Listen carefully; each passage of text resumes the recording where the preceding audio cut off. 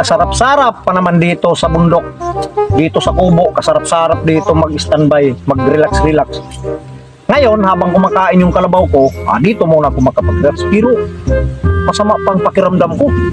Nung tablita na inilagay ni Dudong sa kape ko, nandito pa yung tablita, medisina, hindi pa ako lawas.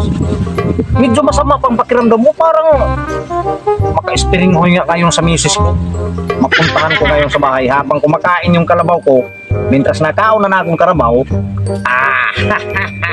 kakantoong ko na ako, misis. Maka-espering hoy gapon yan na iya. Kaya di pa, nakatalab pa din na akong medisina. Nakatalab pa dito sa akin yung tablita na pampalibog at pagpamanyak. Ngayon ka lang makapunta sa bahay. Maka-espering mo sa misis ko. Masama talagang pakiramdam ko ngayon ka lang. Maka-spring hoy sa misis ko. Ngayon. Kanina pa ako dito. Sana may dumaan man lang kahit isang papa. Kasi ang init sa panahon, kasarap-sarap. May gamol ngayon. Agi. Kanina pa ako didi. Mapayenta ko may maging sa nga papa. Bisan usaman la. May marasa yan na ilulipap. Kaya papasong panahon. Kasarap-sarap pa naman ngayon. Uy. Naku, jackpot. Mayroong isang magandang babae. Ngayon ka lang. Hindi na sa misis ko ako makapag-espering hoy. Dito na sa babae na to. Ang puti pa naman. Naku, blandi ang buhok.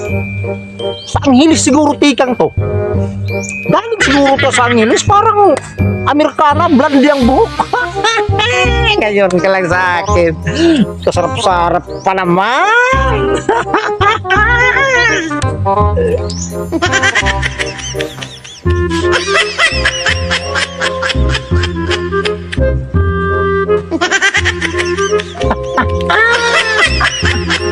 Kaputi-puti pa naman ng legs.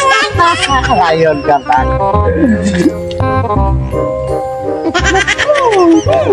Sarap nito. Sarap nito. Naku. Matira. Ngayon, matira ngayon. Oy. Payot. Oy. Alay na, boy. Boy. Wag daw. Wag daw.